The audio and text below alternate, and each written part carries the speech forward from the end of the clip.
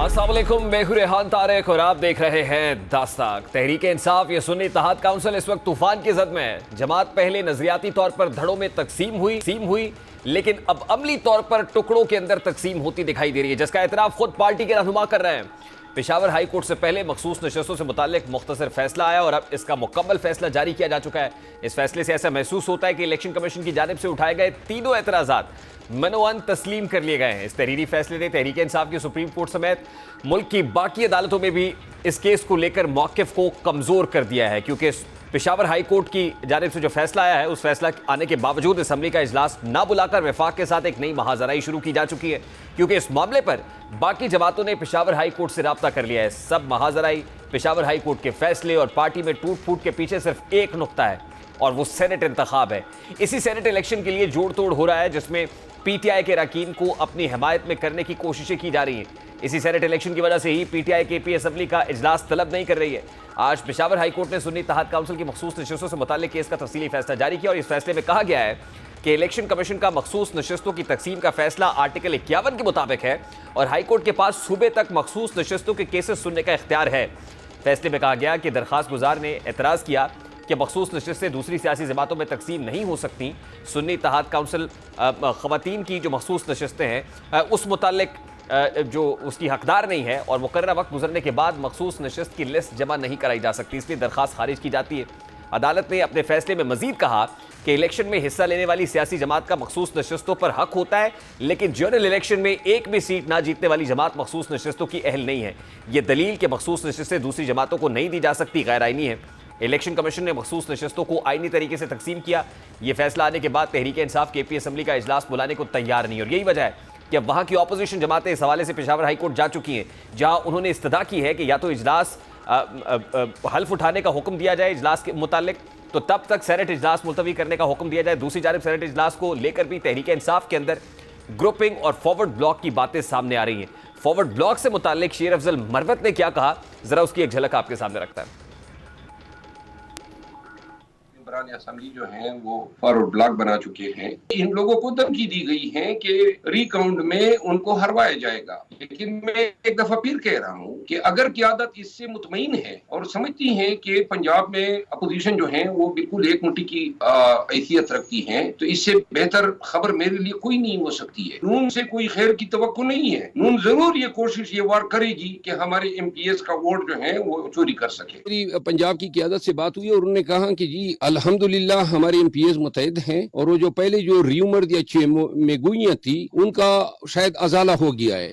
अब शेर अफजल मरवत के इस स्टेटमेंट की तर्दीद ऑफिशियली ट्वीट करके भी की गई और साथ ही शौकत बसरा ने एक स्टेटमेंट भी दिया। वो स्टेटमेंट क्या थी, इसकी तर्दीद में जरा उसकी एक झलक भी आपके सामने रखता है। इंसाफ मुतहद है और ये फॉरवर्ड ब्लॉक की बातें की जा रही हैं, इसमें कोई सदाकत, और जिन MPs ने पार्टी के साथ गद्दारी की है, पार्टी उनके खिलाफ कानूनी कार्रवाई करने जा रही है। लेकिन शेर अफजल मरवत की बातों में सच्चाई इसलिए महसूस होती है कि खुद पंजाब असम्बली के अपोजिशन लीडर मलिक अहमद खान भच्चर ने बताया कि स्पीकर पंजाब असम्बली ने डेप्यूटी अपोजिशन लीडर को ऐसी ऑफर दी थी जिससे मुताल्लिक उमैर खान न्याजी और बैरिस्टर गौहर को मुत्तला कर दिया गया था। कल पंजाब असम्बली में अपोजिशन लीडर मलिक अहमद खान भच्चर ने इस बात का इकरार किया कि ऐसी ऑफर आई है। आज उन्होंने यकसर 180 डिग्री का शिफ्ट लेते हुए इस बात की तरदीद कर दी। साहब हमारे कुलीग हैं, उनको किसी गलत फहमी की बुनियाद पर कोई शायद इतला मिली है। सच इधर पंजाब में तो कोई ऐसी बात नहीं है। हमारी जो पार्लिमानी पार्टी है वो इंटैक्ट है और आज भी हमारे बंदे आ रहे हैं और इंशाअल्लाह ताला हम ये पूरा हफ्ता अब आपस में हमारी कोऑर्डिनेशन है। और क्योंकि बजट इजलास में आप खुद देख रहे हैं कि पहली दफ़ा एक अग्रेसिवली हमारे मेंबर्स बजट स्पीचेस कर रहे हैं, बजट में हिस्सा ले रहे हैं। अब इस तजाद, इस कन्फ्यूजन, इस बेचैनी पर हुकूमत भी खूब तनकीद कर रही है। आज वफाकी वज़ीर इत्तलात अता तारड़ ने भी पाकिस्तान तहरीक इंसाफ पर तनकीद करते हुए कहा कि PTI एक कौमी जमात है, लेकिन इस रवैये से ऐसा महसूस हो रहा है जैसे छोटे बच्चे आपस में लड़ रहे हैं। तहरीक इंसाफ इस वक्त बहुत टूट फूट का शिकार है। फॉरवर्ड ब्लॉक की खबरें सामने आ रही हैं। इंसाफ इस वक्त बहुत टूट फूट का शिकार है। फॉरवर्ड ब्लॉक की खबरें आ रही हैं। गौहर खान साहब एक बात करते हैं और दूसरी तरफ से शेर अफजल मरवत साहब दूसरी बात करते हैं। कोई कहता है कि ये गलत कह रहा है, कोई कहता है कि वो गलत कह रहा है। आप एक कौमी जमात हैं, आपका बिहेवियर तो ऐसा है जिस तरह छोटे बच्चे आपस में लड़ते हैं और आप यहाँ पे मईशत के हवाले से कोई तजावीज़ हैं वो दें, आम आदमी के मसाइल हल करने में अपना किरदार अदा करें। आप इलेक्ट होके आए हैं, एक सूबे की हुकूमत आपके पास है। इस वक्त पाकिस्तान तहरीक इंसाफ के रहनुमा नदीम कुरैशी साहब ने भी ज्वाइन किया है। अस्सलाम वालेकुम नदीम कुरैशी साहब, बहुत बहुत शुक्रिया आपके वक्त के लिए। नदीम कुरैशी साहब, सबसे पहले तो ये बड़ा सादा सा सवाल है, क्या वाकई पंजाब में को फॉरवर्ड ब्लॉक बन रहा है? कप्तान कोई फॉरवर्ड ब्लॉक पंजाब में नहीं बन रहा। दूसरा, अता तारड़ साहब का आपने क्लिप सुनाया है, मुझे लगा अता तारड़ साहब ने कोई कार्टून फिल्म देखी है बच्चों की। ये खुद भी जो केजी के लेवल की गुफ्तगू कर रहे हैं, जो स्टूडेंट्स करते हैं कॉलेजेस में, ये वही गुफ्तगू फरमा रहे हैं। मैं इन्हें दरखास्त करूंगा, भले वोटों से नहीं, आप फॉर्म 47 के जरिए आप MLA बनकर वजीर इत्तलात बन चुके हैं पाकिस्तान के, आप मरकजी वजीर इत्तलात हैं, और फिर आप आम आदमी की बात कर रहे हैं। भाई, आपका आम आदमी से क्या ताल्लुक?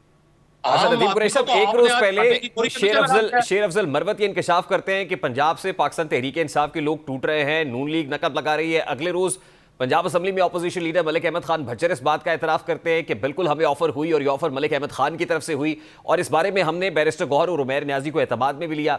अगले रोज आके तरदीद कर देते हैं। तो आप तो खुद मौका दे रहे हैं हुकूमत को कि वो आप पर तनकीद करें, और इस तरह की खबरों का एतराफ़ कोई और नहीं कर रहा बल्कि आपके अपने लोग कर रहे हैं। शेर अफजल मरवत साहब हमारे ओरिजिनल शेर है, बल्कि बब्बर शेर है, ना कागजी शेर है, ना 8 फरवरी वाले शेर है, ओरिजिनल दनाते शेर है। मैं उनकी बात का जवाब बाद में दूंगा। देखिए, माजी में भी जब हम गवर्नमेंट में थे, चौधरी परवेज इलाही साहब स्पीकर थे, उस वक्त भी PMLN ने और हमारी जमात ने अरेंजमेंट की थी कि इंतखाबात में जाने की बजाय जो 2-2 सीट्स है उनको तकसीम कर लिया जाए, और वो इंतखाबात बिला मुकाबला हो गए थे। हुकूमतों में, अपोजिशन में इस तरह के मामला तय होते रहते हैं, ये माजी में भी हुआ है।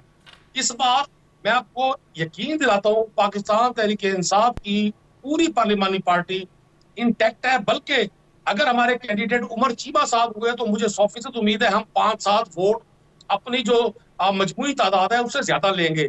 ये जो तासुर दिया जा रहा है, ये चूंकि 9 मई वाला जो वाकया था उसके तासुर को अब जाहिर कर दिया पाकिस्तान की शेर आवाम अफजल ने। मरवत और आपके शेर हैं, आप उनके मोतरफ हैं, आप उनकी पर्सनालिटी से एग्री करते हैं, इंस्पायर्ड है, लेकिन आप उनकी बात नहीं मान रहे। जो वो कह रहे हैं आप उससे इख्तलाफ करते हैं।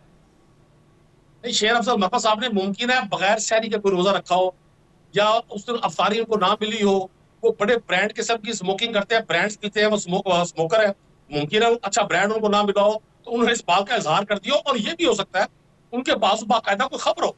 लेकिन मैं शेर अफजल मरवत साहब को आपके जरिए भी और डायरेक्ट भी फोन करके बताऊंगा कि पंजाब में ऐसा कुछ नहीं है।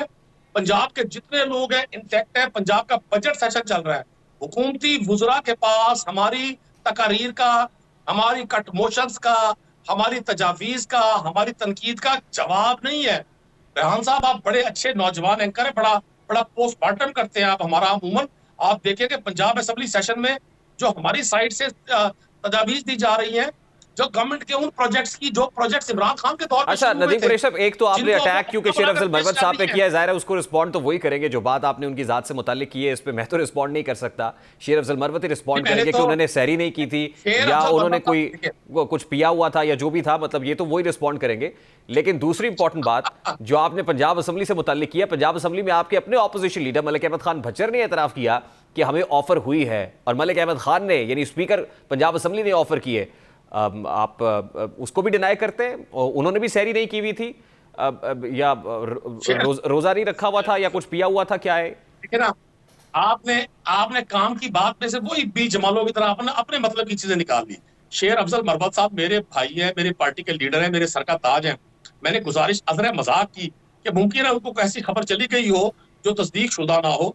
जहां तक आपने अहमद खान भच्चर साहब की बात की है, अहमद खान भच्चर साहब ने भी यही बात की थी जो मैं आपसे दोहरा रहा हूँ। हुकूमती बेंचों से या अमूमन अपोजिशन को कहा जाता है कि अगर इंतखाबात की प्रैक्टिस में ना जाया जाए, इत्तेफाक से अगर 2 सीट सेनेट्स की हो और दोनों एक अपोजिशन को गवर्नमेंट को मिल सकती हो, तो बजाय इंतखाबात में जाने के आप वो प्रैक्टिस दोहरा लें। तो ऐसी कोई अरेंजमेंट है अभी हुकूमत और अपोजिशन के माबैन? मैं ये पूछ रहा हूँ। पता नहीं है, पता नहीं। हम हुकूमती बेंचों पर मौजूद अरकान असेंबली को एलियन समझते हैं, ये अजनबी हैं। ये पंजाब असेंबली में लोगों के वोटों से मुंतखब होकर बिल्कुल नहीं आए। ये जितनी यहाँ तादाद पूरी की गई है 220 या 22 लोगों की, वो की ही इसलिए गई थी कि अपोजिशन को तरफ दीवार से लगाया जाए, अपोजिशन को इन वोटों की तादाद से मुतासर किया जाए। पाकिस्तान तहरीक इंसाफ की तमाम पार्लियामेंट पार्टी जो पंजाब में है वो इनके सामने डटकर खड़ी हुई है। हमने बजट पर भी इनको वही सबक सिखाया है जो आइन और कानून हमें कहता है। हमारी किसी तजवीज का अच्छा नदीम कुरैशी साहब, आपके लोगों का, आपकी पार्लियामानी पार्टी का इंटैक्ट होना एक बात है, आपको ऑफर्स आना दूसरी बात है। आप इंटैक्ट हैं, पार्टी के साथ लॉयल हैं, बिल्कुल अप्रिशिएटेड, अच्छी बात है, लेकिन क्या ऑफर्स आ रही हैं या नहीं आ रही? देखिए, मैं आपको गुजारिश कर दूंगा, ऑफर से मुराद ये नहीं है कि हमें वो कोई चीज दे रहे हैं या हमसे कोई डिमांड कर रहे हैं। ये गुफ्तो शरीक हो जाती है बाज़ औक़ात, चूंकि 2-2 सीट्स है सेनेट की, पंजाब में इस वक्त जनरल सीट्स, तो उन पर हो सकता है, देखिए मैंने नहीं सुना, लेकिन चूंकि डिप्टी अपोजिशन लीडर के हवाले से ये बात की, तो मैं समझता हूँ मे भी ऐसा हो गया हो, चूंकि माजी में इस तरह की मिसालें मिलती रही है। अब बहरहाल हमने इंतखाबात में जाना है, सेनेट में अपने उम्मीदवारों को वोट देने हैं, सेनेट में अपने उम्मीदवारों को कामयाब करवाना है। हमने हर जगह पर इस रिजेक्टेड सरकार का मुकाबला करना है। ये इंपोर्टेड नहीं है, अब ये रिजेक्टेड सरकार है जिसको पाकिस्तान की आवाम ने बजरिया वोट रिजेक्ट किया, बजरिया अपने जुस्तजू से, अपने मौकफ से इनको रिजेक्ट किया। हमने इनका मुकाबला करना है और हर महाज पर मुकाबला करना है, जमहूरी अंदाज में, अदालती महाज पर। पेशावर हाई कोर्ट में आप गए थे मखसूस नशिस्तों का मामला लेकर। पेशावर हाई कोर्ट का डिटेल डिसीजन आज आ गया है। उन्होंने इलेक्शन कमीशन ऑफ पाकिस्तान के फैसले को ना सिर्फ एंडोर्स किया है बल्कि बरकरार रखा है, और फिर यह भी कहा है कि अगर वो दूसरी जमातों में डिस्ट्रीब्यूट हो रही हैं तो इलेक्शन कमीशन का फैसला और इलेक्शन कमीशन का फैसला आईनी है। इसके बावजूद आप इस डिसीजन को नहीं मानते? नहीं, मैं तो कानून का एक बड़ा अदना सा तालिब इल्म हूं। मैं इसे तो समझता हूं कि जिस प्रोपोर्शन से बाकी जमातों को सीट्स मिली है, उस हवाले से उसी तनासुब से उनका कोटा मिलना चाहिए स्पेशल सीट्स का। ये पहला मौका है कि जी अगर एक जमात मिसाल के तौर पे अगर कम ओवर्स में आउट हो गई है तो उसके बाकी ओवर्स उसकी अपोनेंट पार्टी को दे दिए जाए। अगर 200 सीट्स पीएमएलएन की है, दीगर पार्टियों की है, उनको 200 की मुनासिबत से सीट्स मिलनी चाहिए। ये कहाँ लिखा हुआ है कि जो बकाया सीट्स मिल गई हैं वो उनको दे दी जाए? मुझे हाई कोर्ट के फैसले का एहतराम है, लेकिन हम इसकी इंटरप्रिटेशन के लिए ये इलेक्शन कमीशन का फैसला था और इलेक्शन कमीशन के फैसले को पेशावर हाई कोर्ट ने एंडोर्स किया है। देखिए, मुझे इसके बावजूद केपी असेंबली का इजलास ना बुलाया जाना, आपको नहीं लगता कि ये तौहीन अदालत भी होगी, गैर आईनी और गैर कानूनी काम होगा? देखिए, मैं आपको एक बात बड़ी वाज़ेह बताऊं, हमने किसी सूरत पाकिस्तान की अदालतों के फैसलों से ना ही बैक पर जाना है, ना उनकी कोई तौहीन का तासुर देना है, ना करना है। हमने कानून और आइन से मदद लेनी है। अगर ऑनरेबल हाई कोर्ट ने हमारे मौक़िफ़ को नहीं जायज जाना तो हमारे पास अभी सुप्रीम कोर्ट का फोरम मौजूद है, हम वहां जाएंगे। देखिए, जो कुछ रेहान हमारी जमात के साथ पिछले 1 साल में हुआ, हमारी तमाम लीडरशिप जेलों में है, हमारे वो जो सीनियर तरीन लोग थे वो आज भी मुकदमात की वजह से या जेलों में हैं या मफरूर हैं। हमारे यहाँ जितने भी मसाइल हैं, हम फिर भी उसको अपनी कोर कमेटी के जरिए, अपने जो अवेलेबल लीडरशिप है उसके जरिए कोशिश कर रहे हैं कि हर जगह हल किया जाए। लेकिन हमारा जो अपोनेंट है वो ये पीडीएम सरकार है, ये रिजेक्टेड सरकार है। आपको तो अदालतों से, देखिए अदालतों से कुछ होपफुल, कुछ हौसला अफजा रिमार्क्स भी आ रहे हैं आपके लिए। आज ही मुराद सईद हों या आज़म सवाती हों, सेनेट के लिए कागजात नामजदगी मंजूर भी हो गए हैं, तो ऐसा तो नहीं है कि किसी जगह पे आपको बहुत कॉर्नर्ड किया जा रहा है, आपके लिए स्पेस तो मौजूद है।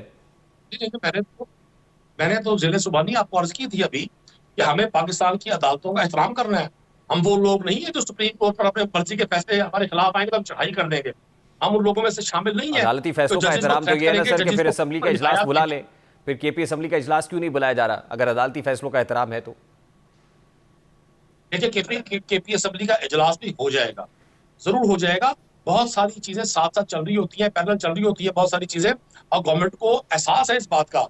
आप एक ज़हन में रखिए, हमने फेडरल गवर्नमेंट की इन तमाम साजिशों को, जो वो अब बजरिया बयानियां हमारे ऊपर ठोसना चाहते हैं, जो अवाम को बताना चाहते हैं कि जी हम गैर संजीदा लोग हैं, हम डेमोक्रेटिक लोग नहीं है, हम असेंबलियों को नहीं चलने दे रहे, हमने उनके इस तासुर को हर सूरत जाहिर करना है। ये तासुर तो किरदार से जाहिर होगा ना नदीम कुरैशी साहब। अनफॉर्चुनेटली आप अपने किरदार से तो ये जाहिर कर रहे हैं कि बहुत इमेच्योर लोग हैं, बड़े गैर संजीदा लोग हैं। एक कुछ और स्टेटमेंट देता है, दूसरी तरफ से कोई और स्टेटमेंट आ जाता है, तो ये गैर संजीदगी तो आपके किरदार से, आपके अपने तासुरात से चलक रही है।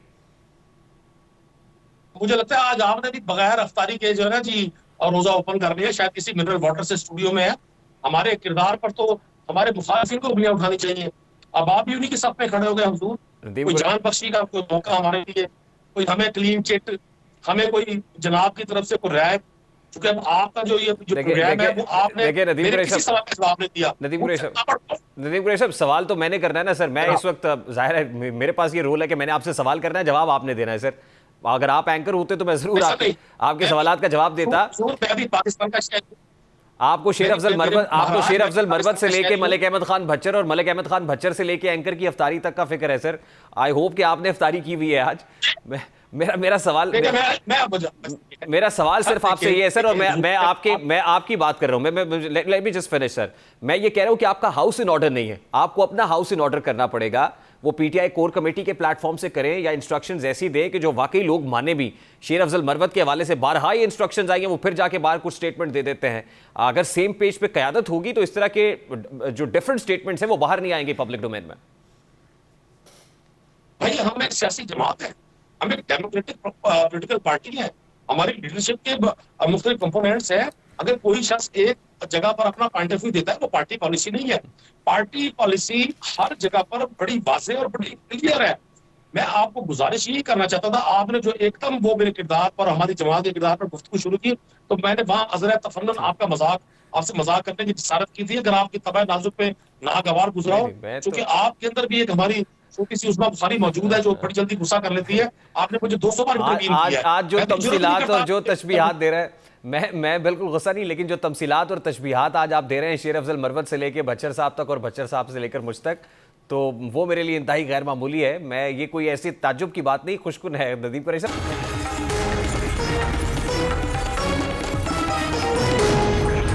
हम 76 बरसों से मुसलसल माशी गर्दाब में फंसे हुए हैं। हमारे पास इस गर्दाब से निकलने का सिर्फ हल इमदाद मांगना या कर्ज मांगना है। इक़्तिदार में चाहे जो भी जमात आए, उसका पता है उसका पहला कदम गरीब आवाम का खून निचोड़कर इस मुल्क को माशी गर्दाब से निकालने की कोशिश करना होता है। लेकिन 76 बरसों से इस काम से ना तो ये मुल्क माशी गर्दाब से निकला, और फिर भी हुकूमत अब भी अवाम और सैलरीड क्लास को ही तख्ता मुश्क बना लेती है।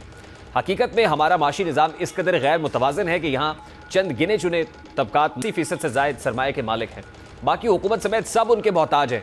मौजूदा माशी निज़ाम से फ़ायदा उठाने वाले 3 तबकात में ज़मींदार, रियल एस्टेट डीलर्स और बड़े ताजर शामिल हैं, और ये तीनों ही टैक्स सिस्टम में बहुत कम हिस्सा डालते हैं। तहकीक के मुताबिक सिर्फ 1% ज़मींदार पाकिस्तान के बेहतरीन और सबसे अच्छे ज़रूरी रकबे के 22% हिस्से के मालिक हैं। इस तबके की खालिस आमदनी 1500 अरब रुपए है, और वो टैक्स की मद में सिर्फ 2 अरब रुपए अदा करते हैं। इसी तरह मुल्क के तकरीबन 2.5 मिलियन ताजरों में से बमुश्किल 2 लाख ताजिर ही टैक्स अदा करते हैं। रियल एस्टेट का तो धंधा ये है कि वो दिखाते और हैं और करते कुछ और हैं। हमारा मुल्क का थोड़ा बहुत गुजर बसर सिर्फ और सिर्फ तनख्वाहदार और मिडिल क्लास तबका ही उठा रहा है।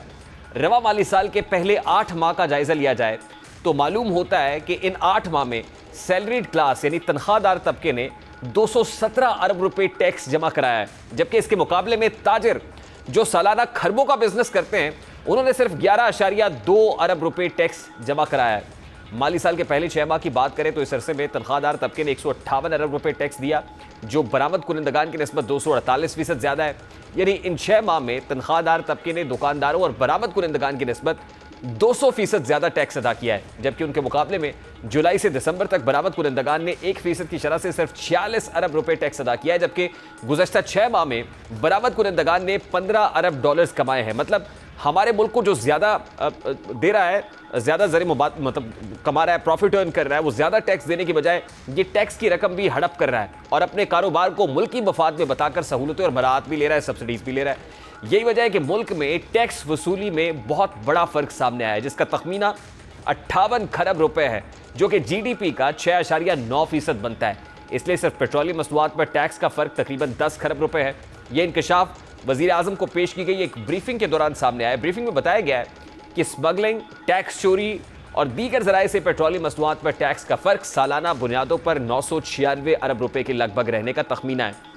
रियल एस्टेट सेक्टर के टैक्स का फ़र्क तखमीना 888 अरब रुपए, ट्रांसपोर्ट सेक्टर का 562 अरब रुपए, इंडिपेंडेंट पावर प्रोड्यूसर्स यानी IPPs 498 अरब रुपए, स्मगल शुदा अशिया 355 अरब रुपए, बरामदात 342 अरब रुपए और रियल एस्टेट का 148 अरब रुपए सालाना बुनियादों पर लगाया गया है। दीगर जुमरों में FBR ने सालाना बुनियादों पर आमदन के फ़र्क का तखमीना 16 खरब रुपए लगाया है। सेल्स टैक्स में रेवेन्यू का सबसे ज़्यादा फ़र्क मौजूद है और कुछ अंदाजे ये बताते हैं कि ये सालाना बुनियादों पर 29 खरब रुपए तक जा सकता है। अंडर इनवाइसिंग और स्मगलिंग समेत सालाना बुनियादों पर कस्टम्स में फ़र्क का तखमीना तकरीबन 600 अरब रुपए है। वज़ीर आज़म और SIFC को दी गई ब्रीफिंग में यह भी तज्जिया किया गया है कि मुल्क की कुल आमदनी और अखराजात के दरमियान जमा किए जाने वाले टैक्स और असल टैक्स के दरमियान फ़र्क किस तरह सामने आया। बताया गया कि मजमूई कौमी महसूलात और GDP के हिसाब से दरमियान एक वाज़ेह फ़र्क है। विफाकी टैक्स रेवेन्यू जीडीपी का 9.1% रहा, जबकि विफाक नॉन टैक्स रेवेन्यू जीडीपी का 1.2% रहा और जीडीपी में सूबाई टैक्सों का हिस्सा जीडीपी के 1% के करीब है। कुल आमदनी जीडीपी का 11.4% रही है। अखराजात के महाज पर विफाकी अखराजात जीडीपी का तनासुब 12.9% रहा, जबकि जीडीपी के सूबाई अखराजात 6.1% के करीब रहे। इसी तरह जीडीपी के कुल अखराजात जीडीपी के 19% तक पहुंच गए हैं। मुल्क की कुल आमदनी और अखराजात के दरमियान जीडीपी का 7.6% का फर्क है। जमा किए जाने वाले टैक्स और असल टैक्स के दरमियान फ़र्क के खला को अगर को ख़त्म किया करके पूरा किया जाए तो सालाना बुनियादों पर जीडीपी के 5.8% तक कौमी ख़जाने को पुर किया जा सकता है और इस मालियाती फ़र्क को मालियाती खसारा कहा जाता है और इसकी माली अमानत मुल्की और बैरूनी रास्तों से कर्ज के ज़रिए की जाती है। अब इस वक्त में रिटेलर्स के ऊपर टैक्स लगाने की बात हो रही है, उनको टैक्स नेट में लाने की बात हो रही है, लेकिन हर बार देखा गया है कमोबेश, शबर जैदी जब चेयरमैन एफबीआर थे तो उस वक्त भी रिटेलर्स को टैक्स नेट पे लाने की बात हुई। जब ये बात सामने आई, प्लान सामने आया तो रिटेलर्स ने सड़कें ब्लॉक करना शुरू कर दी, एफबीआर के दफ्तर के सामने एहतजाज किया, वफाकी दारुल हुकूमत में धरना दिया गया और अल्टीमेटली इस दबाव में आकर हुकूमत को अपना फैसला वापस लेना पड़ा। तहरीक इंसाफ की हुकूमत थी और इस हुकूमत में चेयरमैन एफबीआर को अल्टीमेटली घर जाना पड़ा था। लेकिन एक बार फिर अब ये एक कोलिशन गवर्नमेंट है, माइनॉरिटी गवर्नमेंट है, सरबराही वज़ीर आज़म शहबाज शरीफ के पास है, वज़ारत ख़जाना मोहम्मद औरंगज़ेब साहब के पास है जो इलेक्टेड मेंबर तो नहीं है, ताहम बताया जाता है कि इतने पावरफुल ज़रूर हैं कि अगर अब कोई ऐसी इस्लाहात प्रपोज होती हैं तो वो इसको एग्जीक्यूट ज़रूर कर पाएंगे। अजमल बलोच साहब ने हमें ज्वाइन किया है। अस्सलाम वालेकुम अजमल बलोच साहब, बहुत बहुत शुक्रिया आपके वक्त के लिए। सबसे पहले तो बड़ा सादा सा सवाल है, हुकूमत पाकिस्तान ने रिटेलर्स को टैक्स नेट पे लाने का फैसला किया है, गो कि ये फैसला पहली बार नहीं हुआ, इससे पहले भी होता रहा, अमल दरामद नहीं होता। अब क्या ये फैसला मुल्की मईशत के लिए खुशाइंद है? ताजर इस बारे में क्या मौक़िफ़ रखता है? देखिए, ताजर तो पहले ही तबाह हो चुका है, ताजर के पास तो कुछ रहा ही नहीं है। ताजर इस वक्त इतनी मुश्किल में है कि मैं आपको बता नहीं सकता हूँ कि इस वक्त सकत ही नहीं है लोगों में ख़रीदारी की। मेडिकल स्टोर और किराना स्टोर के अलावा कोई ख़रीदारी नहीं हो रही है। लेकिन दूसरी बात यह है कि ये दो अजमल बलोच साहब, इसके बावजूद जो सैलरीड क्लास है उसने रवा फिस्कल ईयर के पहले 8 महीने में 217 अरब रुपए का टैक्स जमा कराया। इसके मुकाबले में ताजर ने सिर्फ 11.2 अरब का टैक्स जमा कराया।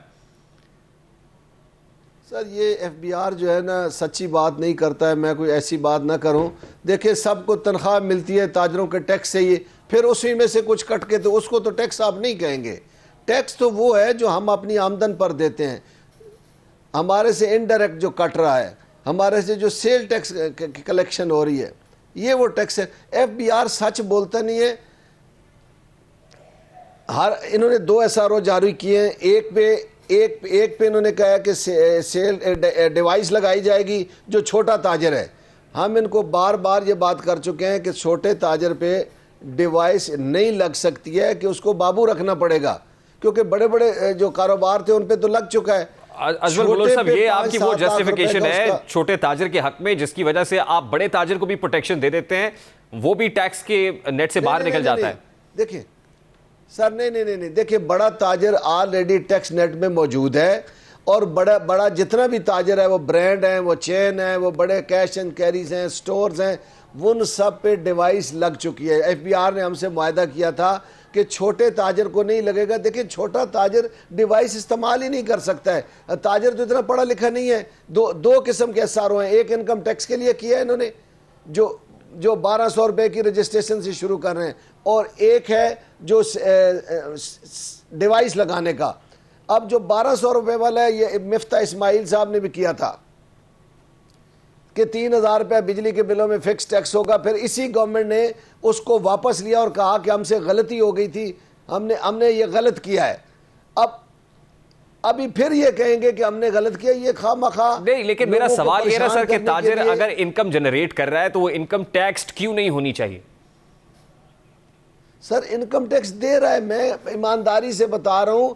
वो ताजिर भी जिस पर टैक्स नहीं बनता है, 6 लाख की आमदन वाले ताजिर पर या किसी भी शख्स पर टैक्स नहीं बनता है, वो ताजिर 70-80 हज़ार रुपये पर ईयर टैक्स इनडायरेक्ट इनको अदा कर रहा है, इनकम टैक्स अदा कर रहा है। बिजली के बिलों में इनकम टैक्स भी और सेल टैक्स भी, जो दोनों फिक्स हैं। इसके अलावा 13 किस्म के टैक्स है कमर्शियल बिजली के बिलों पे, वो हम दे रहे हैं। मुझे तो समझ नहीं आती कि ये एफबीआर में कौन लोग आके एक नया तजुर्बा करते हैं। आप अपनी यूटिलिटीज पर टैक्स की बात कर रहे हैं, मैं तो आमदन पे टैक्स की बात कर रहा हूं कि आमदन पे टैक्स अगर है, कोई डॉक्यूमेंटेशन है तो फिर आप प्रोवाइड करें एफबीआर को। फिर एफबीआर क्या गलत आदाद व शुमार दे रहा है? नहीं, एफबीआर ये बात कर रहा है कि हमने जो लोग टैक्स नेट में नहीं है, जो देखे ना, एक वो लोग हैं जो ताजर जो टैक्स नेट में हैं, एक वो हैं जो नहीं है। जो नहीं है इनकम टैक्स में दो किस्म के टैक्स है, एक सेल टैक्स है, एक इनकम टैक्स है। आमदन पे जो टैक्स है वो इनकम टैक्स है। इनकम टैक्स में इन्होंने अभी जो स्कीम निकाली है कि हम रजिस्ट्रेशन करेंगे जो लोग नेट में नहीं है, तो इस पे तो आपको एफबीआर को सपोर्ट करना चाहिए। टैक्स दे रहा है जो ऑलरेडी रजिस्टर्ड है इस पे तो एफबीआर को सपोर्ट करना चाहिए आपको। देखिए एफबीआर चोरों का गढ़ है, वो सारे तो खा जाता है। 10 अरब रुपए तो एफबीआर खा जाता है। एफबीआर की पूरी बिल्डिंग लोगों से भरी पड़ी है, उसमें क्या जरूरत है? बाहर फील्ड में इनके पास कोई बंदा नहीं है। ये लोगों को टैक्स नेट में लाने में आज तक नाकाम है, और जो मौजूद है वो लोगों से पैसे ले लेते हैं और लोगों को नेट में नहीं लाते, और झूठ बोला जाता है। सर यही तो प्रॉब्लम है, जब वो टैक्स नेट में लाने की कोशिश करते हैं तो फिर ताजिर एहतजाज करते हैं, एफबीआर के दफ्तर का घेराव करते हैं, धरना देके बैठ जाते हैं। सर नहीं, देखिए मैं ईमानदारी से बात कर रहा हूं। अगर ये लोगों को नेट में देखे ना, इनकम टैक्स में हम कहते हैं भाई नेट में ले आए सबको। हमने इनको एक सजेशन दी थी कि 70-80 लाख कमर्शियली मीटर वापडा के लगे हुए हैं जो रजिस्टर्ड हैं। आप लोगों को नोटिस भेज के पूछ लें कि भाई आप रजिस्टर्ड हैं या नहीं है। ये इनके पास कैपेसिटी ही नहीं है, ये ला ही नहीं सकते हैं, ये सिर्फ बातें होती हैं। मैं ईमानदारी से कह रहा हूं। देखिए ये इस बात से मैं इत्तफाक करता हूं कि ये एग्जीक्यूट नहीं हो पाता, लेकिन उसकी एक बहुत बड़ी वजह यह है ना कि हुकूमत को पॉलिटिकल कैपिटल लूज करना पड़ता है, कॉस्ट पे करनी पड़ती है। तहरीक इंसाफ गवर्नमेंट में शबर जैदी साहब ने करने की कोशिश की, वो नहीं कर सके।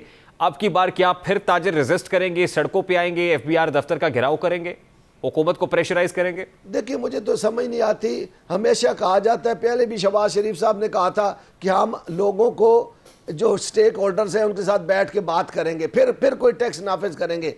ये बात ही नहीं करते हमसे। एक टैक्स नाफिज कर देते हैं IMF के कहने पे, फिर उसी पे लड़ाई शुरू हो जाती है। भाई आप हमारे साथ बैठे, हमें समझाएं कि ये रजिस्ट्रेशन, हम इनको सक्सेस देंगे कि आए आप आए लोगों को रजिस्टर्ड करें। लेकिन ये करते क्या है, उसी बंदे से पैसे लेके जेब में डाल लेते हैं और उसी को कहते हैं यूनियन आपको मरवाएगी। ये लोग मुखलिस ही नहीं है, खुदा की कसम इस मुल्क के साथ।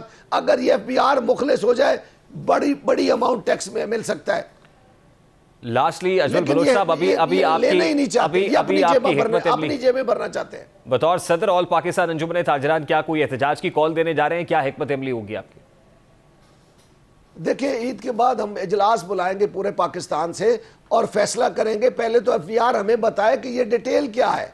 ये वही डिटेल तो नहीं है कि मिफ्ता इस्माइल की तरह 3000 रुपये टैक्स लगेगा हर कमर्शियल मीटर पर और वो रजिस्टर्ड हो जाएगा। बाद में कहा हमसे गलती हो गई है। अभी वही 1200 रुपये की रजिस्ट्रेशन होगी, बाद में कहेंगे हमसे गलती हो गई है। और भाई आप हमारे साथ बैठे, हम आपको अच्छा रास्ता बताएंगे इंशाल्लाह। हम चाहते हैं, देखें अगर मैं टैक्स देता हूं तो मैं चाहता हूं दूसरा मेरा भाई भी टैक्स दे, लेकिन एफबीआर में चोरी खत्म करें, करप्शन खत्म करें। जब तक ये नहीं खत्म करेंगे, ये एफबीआर लोगों को नेट में लाने के लिए मुखलिस ही नहीं है। मैं कसम उठाने के लिए।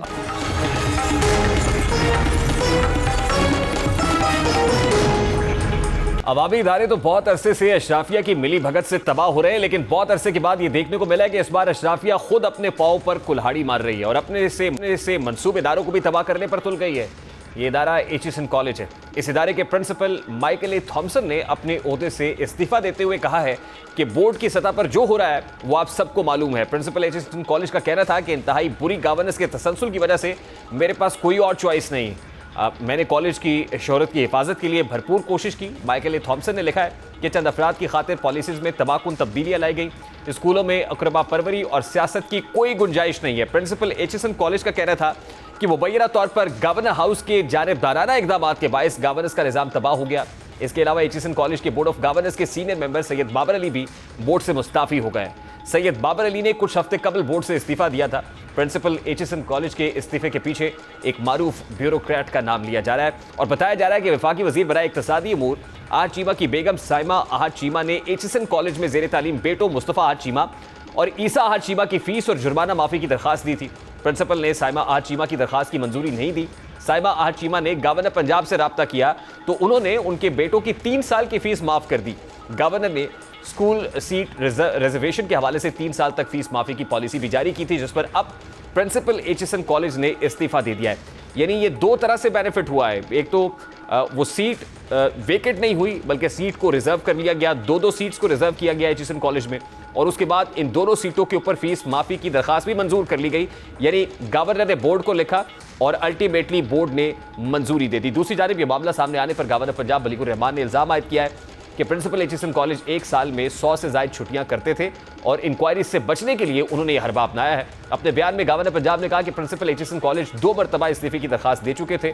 बोर्ड ने नए प्रिंसिपल की तैनाती ना होने की वजह से इस्तीफा कबूल नहीं किया था, ताहम अगस्त 2024 में प्रिंसिपल का इस्तीफा काबिल अमल हो जाना था। उन्होंने कहा कि अगले महीने एचएसएन कॉलेज के नए प्रिंसिपल की तैनाती फाइनल कर ली गई है।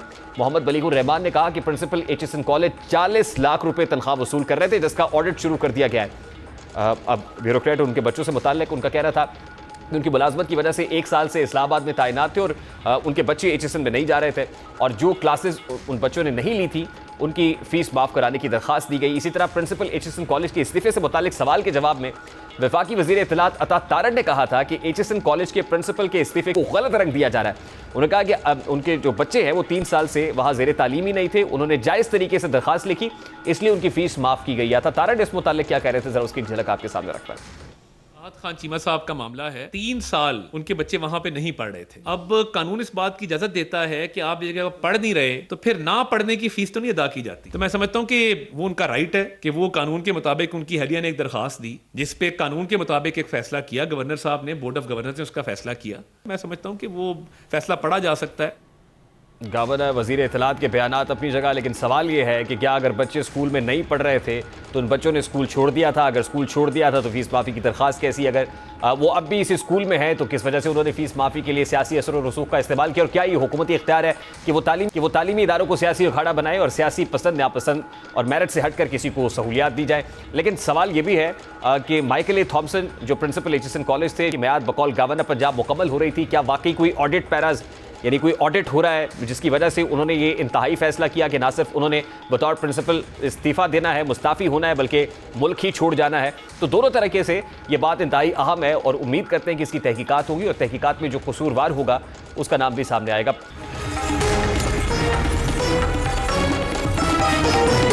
पतंग उड़ाने पर पाबंदी लगे 2 दहाई से जायद का अरसा बीत चुका है, लेकिन इस खेल की जड़ें इतनी मजबूत हैं कि आज भी इसको मुकम्मल तौर पर खत्म नहीं किया जा सका। पतंगबाजी का खूनी खेल मुल्क भर में बिलउमूम और पंजाब में बिलखुसूस धड़ल्ले से जारी है।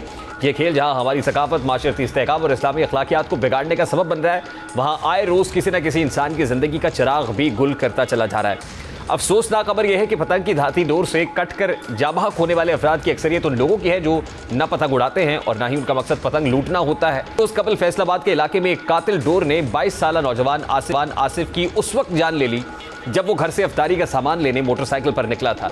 22 साल आसिफ की ईद से 4 रोज़ बाद शादी थी। इसी तरह सरगोदा में भी 8 साल बच्चा इस कातिल डोर का शिकार हो चुका। ऐसा नहीं है कि पंजाब में डोर फिरने से इक्का दुक्का वाक़यात हैं, जिस वजह से ज़्यादा अफसोस है। गुज़श्ता 2 माह में डोर से हलाक होने वाले अफराद की तादाद 6 हो गई है, जबकि ज़ख्मियों में भी 2 दर्जन से ज़ायद अफराद शामिल हैं और ये तादाद बढ़ती चली जा रही है। आज भी जाबाक होने वाले आसिफ के घर मरियम नवाज शरीफ और नवाज शरीफ ने दौरा किया, उनके अहल खाना से ताज़ियत का इजहार किया, लेकिन सिर्फ ताज़ियत ज़रूरी, सिर्फ काफ़ी अफसोस मलना जो है वो कोई जस्टिफिकेशन नहीं है, बल्कि रिट ऑफ द गवर्नमेंट को मजबूत करना पड़ेगा। मुतल्लिका थानों को कोएर्सिव फोर्स इस्तेमाल करनी पड़े तो वो भी करनी पड़ेगी और दौरे ताकत से डोर बनाने वालों और पतंग बनाने वालों को भी पकड़ना होगा। प्रोग्राम का वक्त अपने इख्तिताम को पहुंचा। आपसे मुलाकात होगी इंशाल्लाह कल। अब तक क्या ख्याल। अल्लाह हाफ़िज़।